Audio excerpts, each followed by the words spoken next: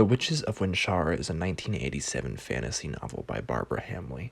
It is book 2 in Starhawk and Sun Wolf series that is just 3 books, and they're pretty much all standalones too, though there is some continuity there in chronology. This one starts with a note on the word witch. Hambly says she is utilizing a 16th and 17th century meaning and not an earlier or later meaning, where she gives nods to some medieval ideas in modern Wicca. The story then starts with our protagonists being in Wenshar, the most southern of the Middle Kingdoms.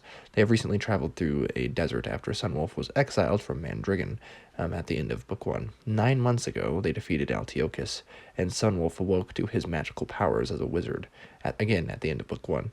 They are now lacking a mercenary company, it's just the two of them, and they travel looking for someone to help train Sunwolf in the magical arts. As before, Sunwolf is, well, now he's a one-eyed, strong barbarian man. Starhawk is a scarred woman that once lived in a convent, actually, before going to battle for Sunwolf many years ago. She was his second in command by the end of the first book, or at the start of the first book, but now they're lovers.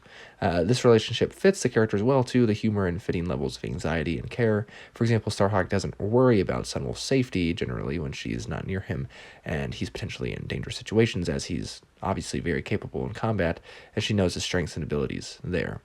This story takes us to the country of Wenshar, the southernmost of the deserty Middle Kingdoms again. Wenshar, in its present form, is only a few generations old, and the old capital sits in ruins, and no one goes near it. There are a few peoples in interaction here, from old lords to northern slaves, to Trinitarians, mother worshippers, and those still looking to, to the jinn. Pretty much all of them don't like witches or anything mageborn, pretty much. But they're new, right? This mageborn being around because Altiochus, for at least over a century, had been suppressing any mageborn and killing them when he could find them. But King Osgard has a witch or maid or something like it in court, a relative of his late wife. She has quite a few hangers-on and students. Her name is Caletha, and she's rather enigmatic, preaching purity, but in an odd place, as she's proclaimed. I don't know, her practice of magic itself is kind of out there in the kingdom, and in fact, the story begins with Sunwolf calling her a fool. She's a very interesting character. I think Hambly plays her very well, especially as a sort of villain in the story, but not like a really silly one by any means.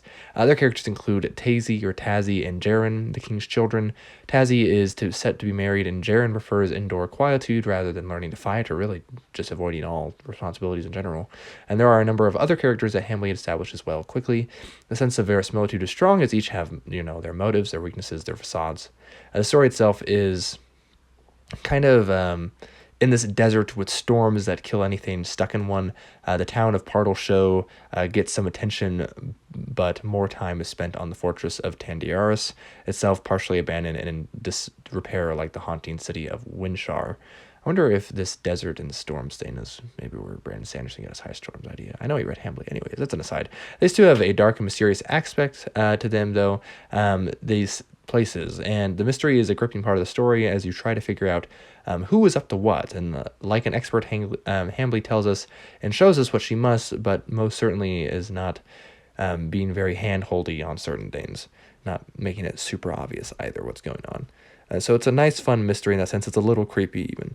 It's a very fun adult fantasy story with magic that isn't quite at a sword and sorcery level. It feels kind of like a mix between modern epic fantasy and sword and sorcery, so I guess the 80s heroic fantasy, which is exactly what it is, which, again, I find decently often in the 1980s. But overall, very enjoyable. I need to get to the third book still in this series, The Dark Hand of Magic, but we'll see when I get to there, really. So anyways, Liam from Liam's Lyceum, I will catch you next time.